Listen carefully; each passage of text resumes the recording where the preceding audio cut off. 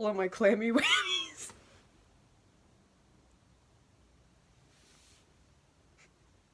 Hello, besties. Welcome back to my channel. I was not planning on posting a video this week, but I can explain. So, if you saw the title, you already know what this video is gonna be about. Last night I saw Set It Off for the fourth time, and I was not planning on seeing Set It Off, but it just happened to work with my schedule and I had some extra money. So I said, fuck it. And I saw Set It Off last night. So this isn't gonna be a concert vlog because frankly, my phone battery last night was so fucking bad. So I barely got any videos. I think I took a total of 8 videos.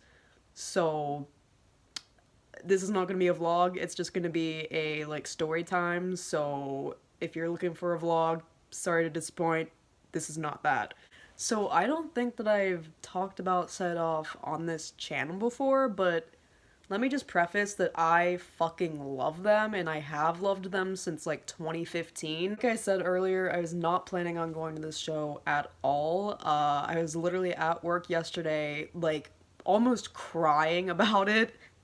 Like it was low-key embarrassing. Like I remember just getting off my bus and my brain going, hey, you could have been seeing Set It Off tonight. How's that feel, you fucking piece of shit? You could have been seeing one of your fucking favorite bands tonight, but you're not, so fuck you. Then I actually get to work and I just start watching all my fucking Snapchat memories of when I did see them in the past few years, and literally just standing at the host stand almost fucking crying, like literally tearing up and just being like, I want to see them so bad, but I can't.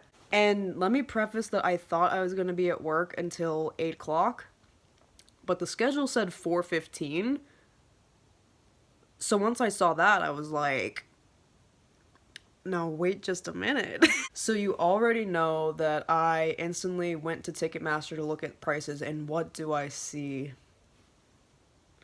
I see that tickets are only $25. So after like maybe half an hour of deliberation, I caved and I bought my ticket. I also looked at like Uber prices and shit because a bitch is not made of money. But for one night I was made of money because I needed to see them. I got off work at like 4:15, but my next bus was not coming until like 4:50ish. So I had to sit around and wait for my bus, and I finally got on the bus, but of course the bus was late. So I get on the bus, I'm just like, okay, whatever. Like, I still have a little bit of time. I did not get home until 5:20. And I had scheduled my Uber to come get me at 5:50. So I'm like literally speed walking home from the fucking bus stop. I finally get home. I'm like throwing my leftovers in the fridge from work. I run upstairs. I throw some fucking clothes on. And when I tell you that I got ready in like 8 minutes, I wish I was joking. Like, I literally got dressed and did my makeup in 8 minutes. So that was done. And I get in the Uber and I get to the venue. I got to the venue around a little bit before 6:30, like 6:15, I think. So I got there at like 6:15. I go in, I find my little spot, and my spot, it was pretty good. It wasn't bad. I was I wasn't like in the pit because frankly when I got there the pit was full, and also the pit was fucking tiny. Like this was the smallest pit I've ever seen in my entire life. There was maybe 6 rows of people in there. So I was like, yeah, no, we're not doing that. I will not be able to fucking breathe if I go down there. So I went to this little area that was like kind of behind the pit, but like higher up.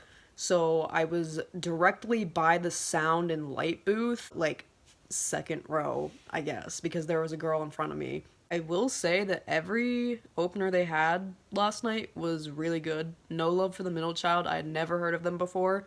They were really good. Cody actually came out for one of their songs. So that was fucking sick. I did not know the song at all, but I was vibing because Cody Carson was on stage. Then was As It Is. And then was Stan Atlantic. I had seen them once before at Sad Summerfest in 2019, and they did great again. And then it was time for Set It Off. And when I tell you that I simply was not prepared, I was not prepared. I had not seen them since 2019, so it had been 3 years since my last Set It Off show. And let me just say that I had a lot of pent-up energy that I needed to get out. They opened with Skeleton, which I'm not gonna lie, I was vibing live. It's definitely better live, but their new 2 singles, I don't like them. It's fine, I still love them. I'm holding on to hope that the entire record will not sound the way that these 2 songs have, because I don't need another Upside Down. That's all I'm gonna say. Please do not attack me in the comments, but that is their worst fucking album. I will say it was a really fucking good set list. The only thing that I would have changed about it is that they would have added Swan Song. Because other than The Haunting, that's my favorite song by them, but it's also from Cinematics, and they were already singing Nightmare, and they did sing Partners in Crime during a medley, but I know their last tour they sang Swan Song, and I got to hear that shit live, so they simply said, fuck you, Sammy, we're not doing it again. They're doing their set. It's towards the end of the set. They had just sang Nightmare, and then I see Max starting to stand up, and I was just like, oh, where the fuck is Max going? And then Cody's just like, we're gonna switch it up for a second, and I'm just like, we're gonna do what? And then Max proceeds to come from, like, backstage with his ukulele, and I'm just like, he's not, no, he's not.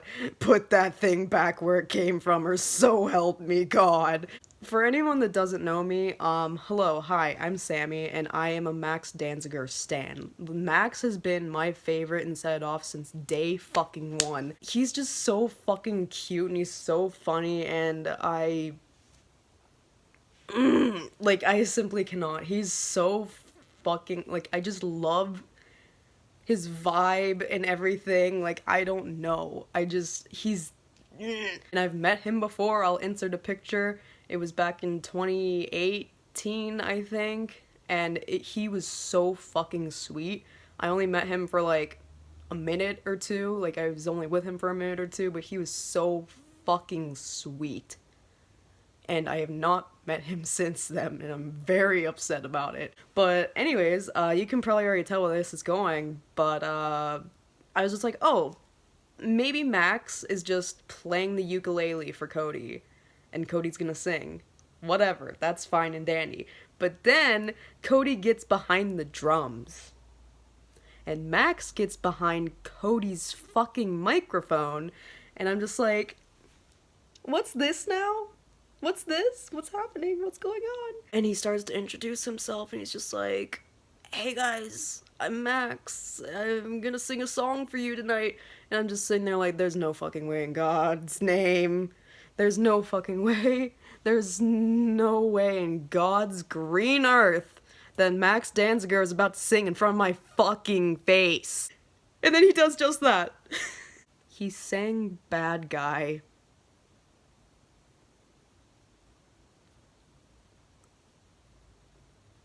I need a moment. I need several moments. I posted a video on it on Twitter. I don't want to risk getting copyrighted because I've had way too many copyright strikes lately, but if you go onto my Twitter, I'll leave it in the description.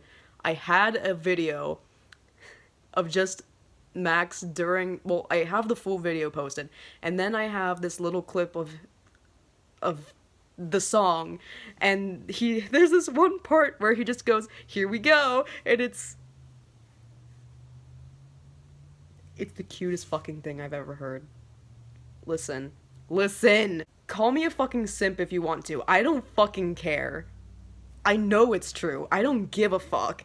I have been in love with this man since 2015, and the fucking fact that he stood in front of my face, I say that like I was barricade. I was not. But he stood in the same fucking room as me and did that shit. That happened, and the show keeps going on and on and on. It finally ends. I say that like I wanted it to be over. Obviously, I didn't. So I'm just sitting there like fucking drowning in my goddamn thoughts or whatever the fuck. Just like, oh, cool. I have nothing left to live for until March. That's great. Then I turn around and I see who else but fucking Cody Carson on the goddamn stage saying hi to people. So I'm just like, let me get my happy little ass down there. I want to fucking say hi to him. I haven't met him in 4 years. So I get down there, like, waiting on the barricade trying to say hi to him. And he's just like, sorry guys, like, I gotta go. And I'm just like, bitch, get your pink ass back out here. I don't fucking care with your fucking highlighter ass looking hair. Get your...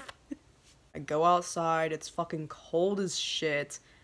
And I'm just like, okay, I need to find the fucking tour buses because I'm not leaving here until I meet at least one of them. So I find the tour buses, but this venue was kind of weird because you couldn't, like, go behind the building and wait because that was like for staff only, so you had to wait in the front of the building, but it was like all blocked off. And the way that the buses were parked, Set Off's bus was kind of far away from like where I was standing. So I'm just like, okay, like I'll just stand here and hope that they see me and hope that they don't fucking ignore me. Well, I'm standing there, about 10-15 minutes go by. And then I see the side door open, and I see this pink, highlighter pink hair come out. And I'm just like, oh no, oh no. And I'm just standing there and I'm like talking, I'm like whispering to myself, I'm like, oh my fucking god, that's fucking Cody. Holy shit, holy shit. And he walks out, and first of all, I didn't even have to say anything to him. He sees me standing there and he like waves at me. He's like, hi. And I'm just like, can I please get a picture with you? He's like, yeah, just give me 1 second and I'll be right back out. So he goes on the tour bus and I'm just like, God, I really fucking hope that this bitch is not lying to me right now because I really want a picture and I really want to like talk to him. I haven't talked to him in 4 fucking years. So I'm sitting there, you know, just waiting for him to come back, and he does, and I'm just like, God fucking bless. I knew this man was not lying to me. So he comes over, and he's just like, hi, how are you? I'm just like, I'm good, you guys did so good tonight. And he's just like, hey, thank you, like, that means so much to me. And I was just like, I've seen you guys every time you've came to Pittsburgh since 2016. And he's just like, that's so awesome. And I said something like, I almost didn't come tonight. I literally just bought my ticket at work today. And he's just like, well, I'm so glad that you made it out. So we're just like talking, and he asks for my name. And so I'm just like, oh, Sammy. And he's just like, I'm Cody. And it's just like, bitch, I know. I know who you are. This is the 3rd time we've met. I know who you are. I met you while you were drunk at Stage AE. I know who you are. And then I met you in 2019, the day after my birthday. 2018, not 2019. I met you in 2018, the day after my 21st birthday. You signed my set list. It's literally right there on my wall. He introduced himself back, and he was just like, it's so nice to meet you. And I was just like, yeah, it's so nice to meet you too, again. And he was just like, oh no, like, I'm so sorry. And I was just like, no, you're fine. Like, we haven't met in 4 years. Like, you're good. I don't expect you to remember that. And then he's just like, so do you want to take like a picture? Do you want me to sign anything? I can do whatever you want. And I'm just like, Cody! I was just like, oh my god, he's so fucking sweet. So I was just like, oh yeah, like a picture would be great. So I go to pull out my phone to take the picture, and he sees my lock screen. It's like these skeleton hands like doing the peace sign. I've literally had the same lock screen for like 2 fucking years, if not 3 years. he's just like, hey, I like your lock screen. And I was just like, thanks. And he's just like, yeah, I feel like that symbolizes us like super well. And I was just like, I don't know, I like laughed or something. I don't know. And so we take the picture. Then he's just like, hey, it was very good to meet you again. And I forgot to mention, when he introduced himself, he gave me a fist bump because obviously COVID, like, we're not gonna hug or whatever. But he gave me a fist bump. And then when he said, like, it was nice to meet you again, he gave me another fist bump. And then I asked him if Max or Zach were planning on coming out, and he was like, I don't know, you know, like with COVID and everything, and just I feel like they're really tired, like they might, but I wouldn't count on it. And I was just like, okay, okay, like I didn't expect them to, but I just wanted to ask to make sure. Um, so then we said our goodbyes, and he left. Um, and let me just say that it meant so much to me that Cody even came over and talked to me because he did not fucking have to. I was literally the only person that was waiting to meet him, and he took time out of his day to come over and talk to me for like 5 fucking minutes. And it just meant so much to me because I had not met them for 4 years at that point, like I said earlier. The 22nd of January, it was 4 years, like to the T.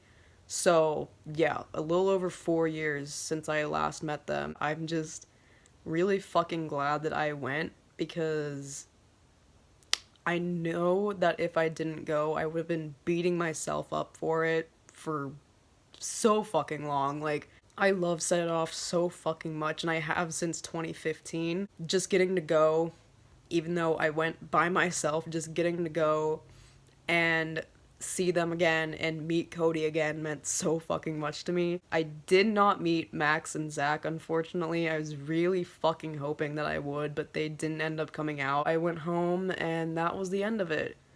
So yeah, that's the end of this little story time. Sorry if this is a little longer than y'all anticipated. I tend to ramble when I get really excited, so sorry about that.